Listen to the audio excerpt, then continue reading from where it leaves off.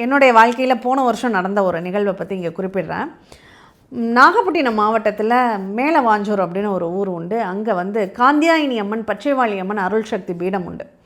அங்கே பிரம்ம தீர்த்த குளம் 25,000 அடி பரப்பளவில் பிரம்ம தீர்த்த குளம். நடுநாயகம் அந்த குளத்தின் நடு மையத்தில் பிரம்மர் சரஸ்வதி தேவியோடு இருக்கக்கூடிய ஒரே அற்புதமான ஒரு ஆலயம். இது துணையோடு இருக்கக்கூடிய ஆலயம். எல்லா இடத்துலையும் கோஷ்டத்தில் பிரம்மர் இருப்பார், சுற்றுப்பகுதிகளில் பிரம்மன் தனித்து இருப்பார், சரஸ்வதியோடு இருக்க மாட்டார். ஆனால் இந்த ஆலயத்தில் சரஸ்வதி தேவியோட கல்வி கேள்விகளில் சிறந்து விளங்குவதற்கும் நம்மளுடைய விதியை மாற்றுவதற்கும் உகந்த நாயகியாக அங்கே பிரம்மாவும் சரஸ்வதியும் சேர்ந்து இருக்கிறது கூடுதல் சிறப்பு.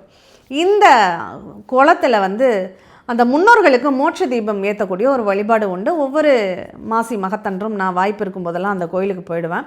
போன வருடம் தீபம் மட்டும் ஏற்றலான்னு சொல்லி குளத்தில் அந்த முன்னோர்களுக்கு மோட்ச தீபம் ஏற்றுறதுக்காக குளத்தில் இறங்கும்போது ஒரு ஆள் பிடிச்சி குளத்தில் முக்கி நம்மளை எழுப்பி விட்டால் எப்படி இருக்கும், அந்த மாதிரி ஒரு அற்புதமான ஒரு நிகழ்வு அங்கே நடந்தது. ஒரே ஒரு இதுதான், கீழே சல்லுன்னு கீழே ஒரு முழுகி மேலே தூக்கி விட்ட மாதிரி மேலே எழுந்திருச்சேன்.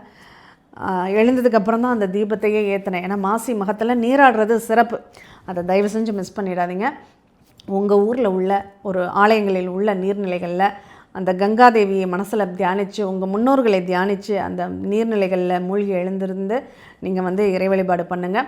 வாய்ப்பு இருக்கிறவங்க இந்த பிரம்ம தீர்த்த குளத்தில் மோட்ச தீபம் ஏற்றி உங்கள் முன்னோர்களை திருப்திப்படுத்துங்க.